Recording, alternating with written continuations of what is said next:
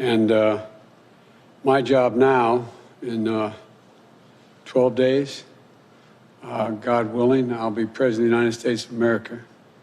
And I'm focused on the urgency of three immediate concerns.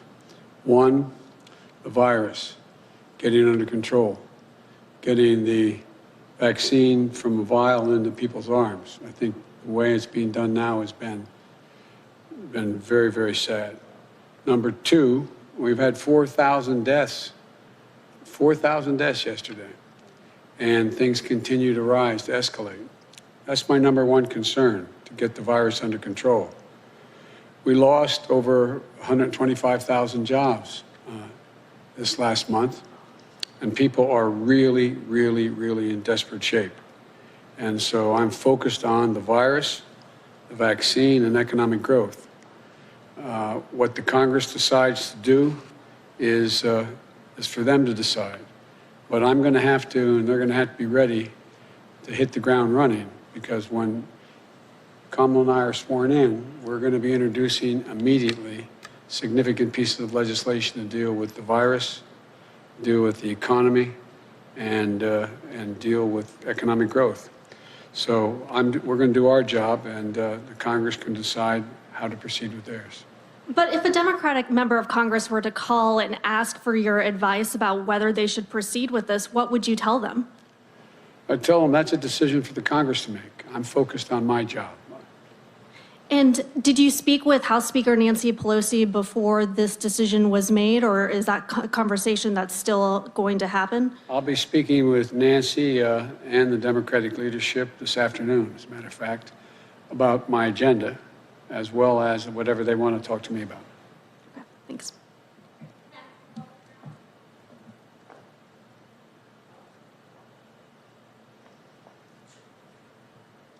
Thanks, Mr. President-elect. Thank you, Ken. I wanted to ask you about your agenda in light of the jobs report that came out today. You're going to be laying out the principles of your plan. Do you think the need in the COVID relief bill is greater than you anticipated? And what is the price tag that you're looking at? I've been told it could be in the $2 to $3 trillion range. And then as it relates to the direct cash payments, you've talked about the need for $2,000 checks. Do you want to see that in a Senate standalone bill as a way to speed up the process? Or do you think those direct cash payments should be part of the package that you're going to be proposing? Well, we're going to be proposing an entire package. And parts of that package are of equal consequence to people. Unemployment insurance, being able to continue with rent forbearance, the whole range of issues. So that's number one. We think that they all have to be dealt with.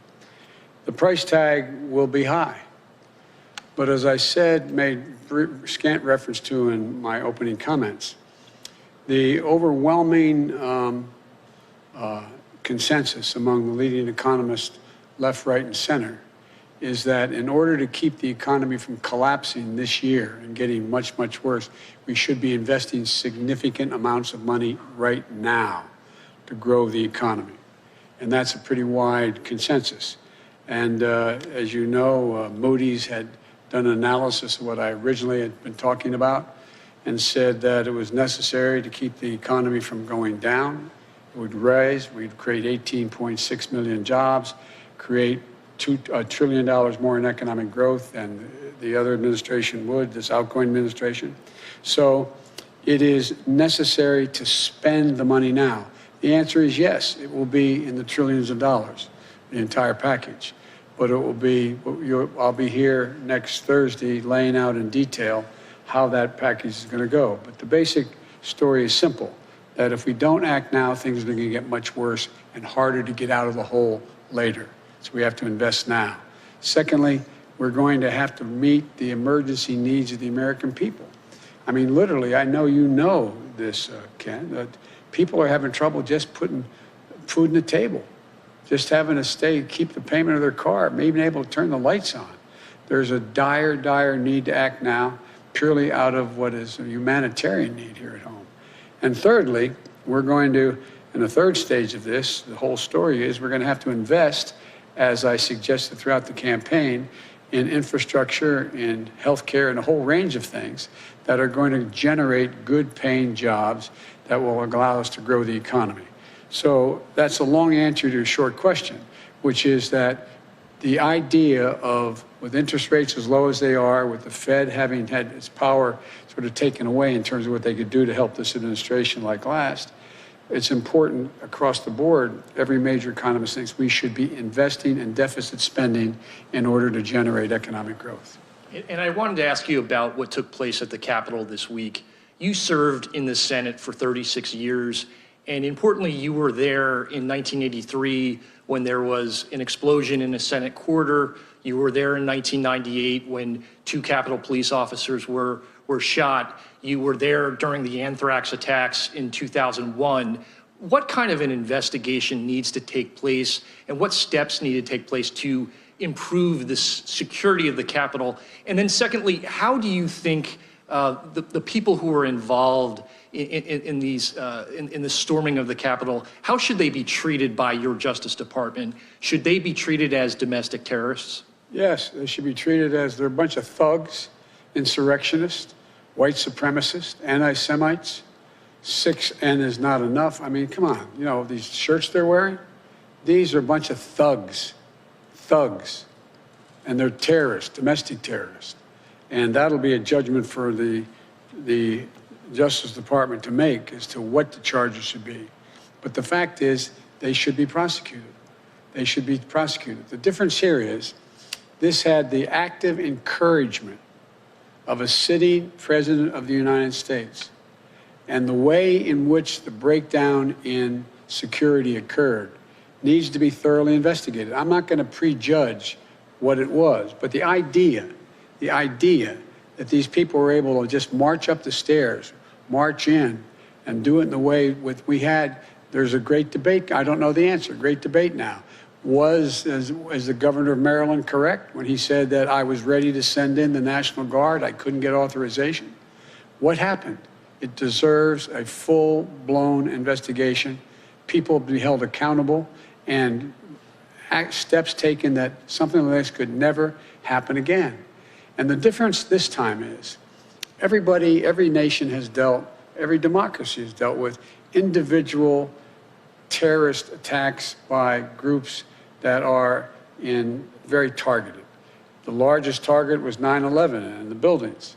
Well, right down to blowing up, you know, a bomb going off in the Capitol when I was there, and 2 policemen. But the idea that thousands of people could be marching up the steps of the United States Capitol, breaking windows, breaking doors, forcing their way in, stepping aside. And the photographs of, well, I don't know what the circumstances, the photograph of it looked like you had some of the Capitol Police taking selfies with these people. That has to be thoroughly investigated. The authorities responsible have to be held accountable for the failures that occurred, and we have to make sure that this can never, ever happen again. The damage done to our reputation around the world by a president of the United States encouraging a mob. This reminded me more of states I've visited over the 100 countries I've gone to, in third tin horn dictatorships. It just cannot be sustained, has to be immediately investigated in depth, and people have to be held accountable. And lastly, do you think you need to change any of the planning for your inauguration as a result of this? A totally different entity is in charge of the inauguration that was in charge of protecting the Capitol, the Secret Service. I have great confidence in the Secret Service. I have great confidence in their ability to make sure that the inauguration goes off safely, and goes off without a hitch. So so I have confidence in what is in the planning that's been underway before this and continues with the Secret Service as the lead agency. Thank you. Thank you.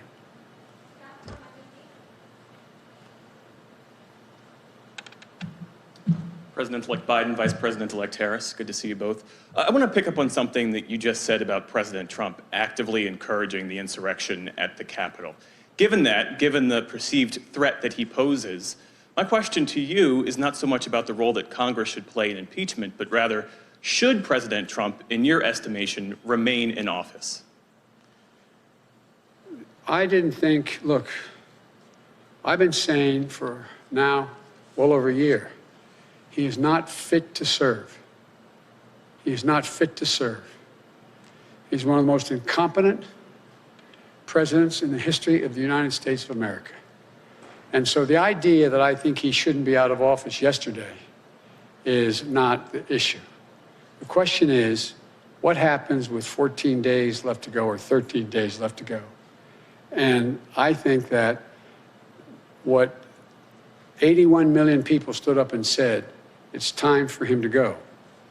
And the United States Senate voted 93-6 to confirm that we should be sworn in. We were duly elected.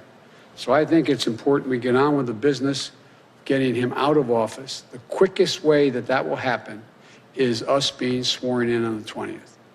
What action happens before or after that is a judgment for the Congress to make, but that's what I am looking forward to, him leaving office. I was told that on the way up here, way over here, that he indicated he wasn't going to show up at the inauguration. One of the few things he and I have ever agreed on. It's a good thing I'm not showing up. Earlier, you'd said that if you'd hope that he would show up only in the sense that it was valuable to send a signal to the world about the transfer of power. You've clearly changed your perspective on that. Because he has clearly demonstrated, he's exceeded even my worst notions about him. He's been an embarrassment to the country, embarrassed us around the world, not worthy to hold that office. If we were 6 months out, we should be moving everything to get him out of office, impeaching him again, trying to invoke the 25th Amendment, whatever it took to get him out of office.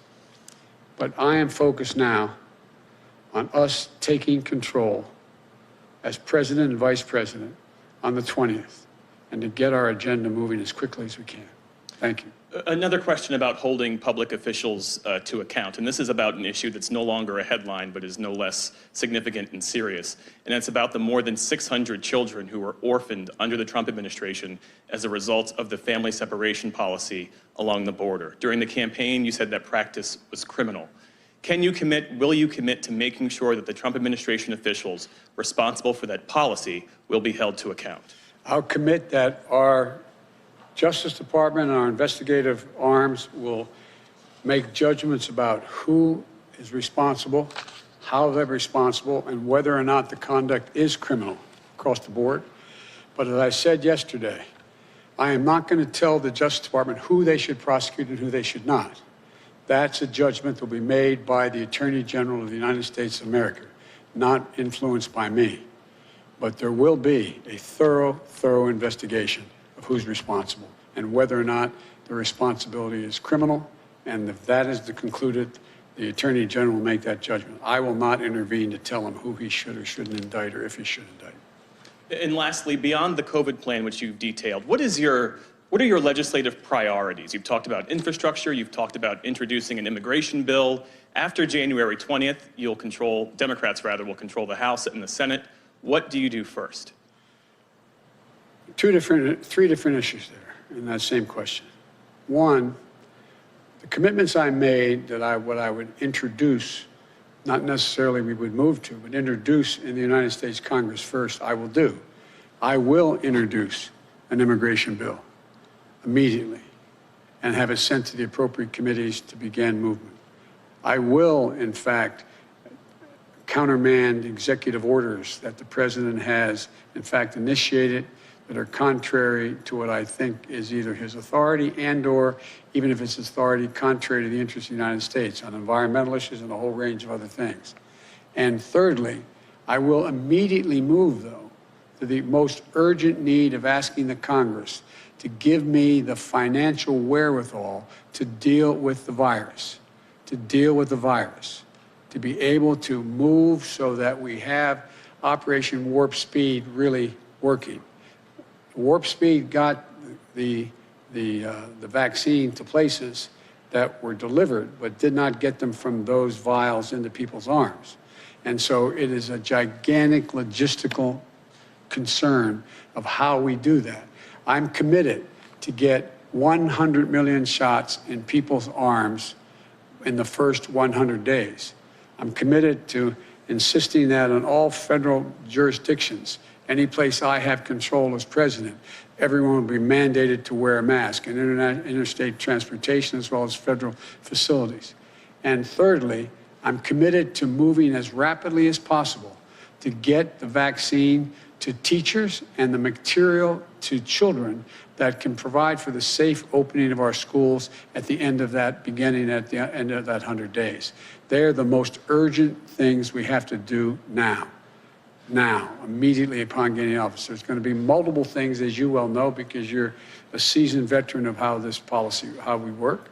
And that is that there will be other committees will be holding hearings on a whole range of issues, from my positions on infrastructure, what we should be doing to generate a green economy, how we, and so on. But in terms of the immediate need to get done, not just introduced, but to get done, voted on, and get the money and resources to do it, it turns out that the most urgent need is dealing with the virus, number one, and economic relief to Americans who, through no fault of their own, are really getting battered. Thank you. both.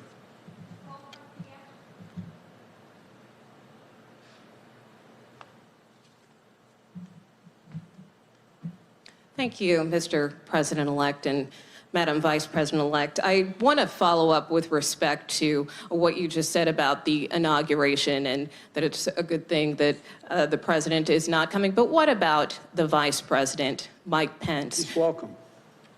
I think it's important that as much as we can stick to what have been the historical precedents of how, in the circumstance in which an administration changes, should be maintained.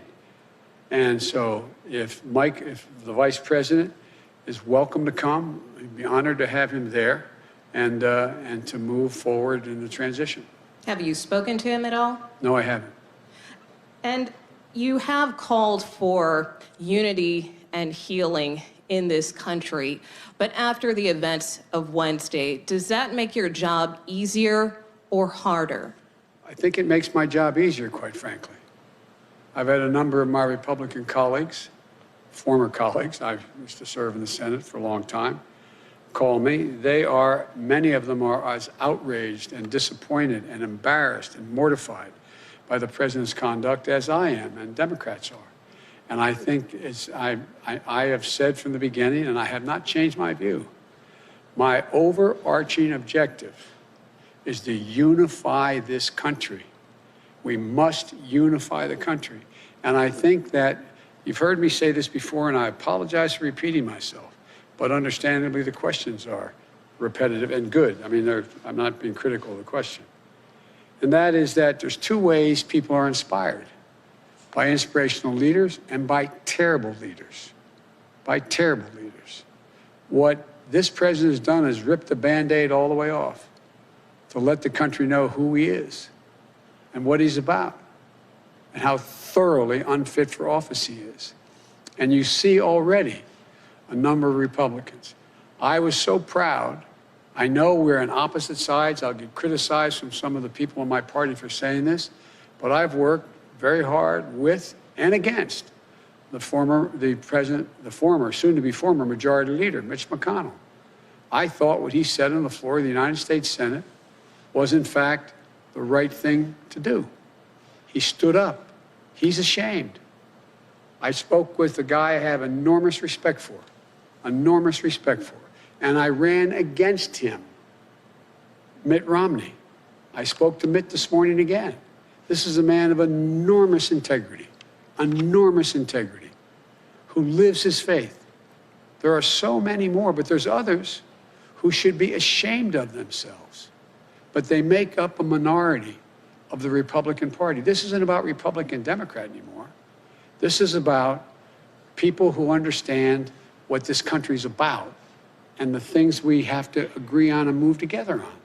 I just think that if you look at it, speaking to some of my Republican colleagues, and I've spoken to a number of them over the last month since we've been elected, through recently as the day in which this god-awful debacle was taking place up on the Hill.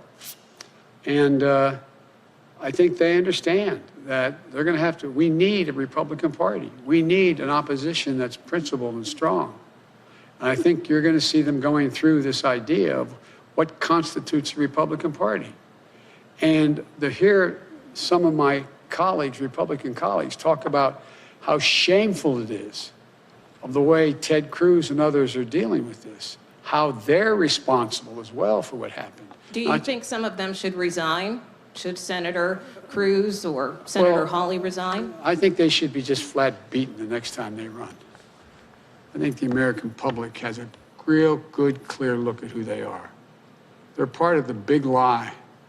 The big lie. I was being reminded by a friend of mine, and maybe you were with me, I can't recall, when we were told that, you know, Goebbels in The Great Lie, you keep repeating the lie, repeating the lie. Well, there was a print that when Dresden was bombed, firebombed, there were 250 people that were killed, or was it 2,500 people were killed? And Goebbels said, no, 25,000 or 250,000 were killed. And our papers printed that. Our papers printed it. It's the big lie. People will know it's one thing for one man, one woman, to repeat the lie over and over and over again. By the way, Trump said that before he ran. If you say it enough, I'm going to convince you. I'll say it enough. The press is bad, the press is bad, the press is bad, the press is bad. If he's the only one saying it, that's one thing. But the acolytes that follow him, like Cruz and others, they are as responsible as he is. And so it's not about whether or not they get impeached. It's about whether or not they can continue to hold power because of the disgust the American people have for their actions.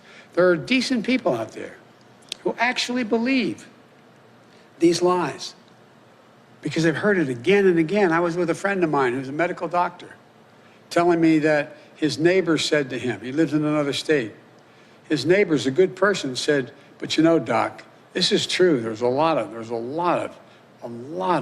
chicanery that went on in this election. I said, tell me what? Well, I just know there was. They say it is. They say it is. This is a human condition. You say it and say it and say it and say it. The degree to which it becomes corrosive is in direct proportion to the number of people who say it. And so it's interesting to me, and I was pleased to hear some of the more prominent Republicans say to me that the Ted Cruzes of the world are as responsible in terms of people believing the lies as, not as responsible, but similarly responsible like Trump.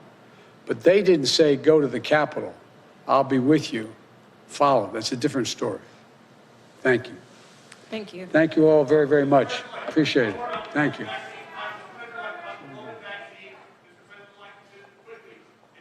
All the available doses. Can you guarantee that everybody can get their second shot on time? The answer is I'll be talking about that on Friday. On Friday? On Thursday?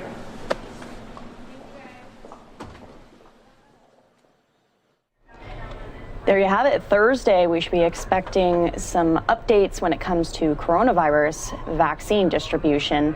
But this one solely focused on election 2020 and what is coming up in politics for the White House. Some interesting takeaways from Wilmington, Delaware, with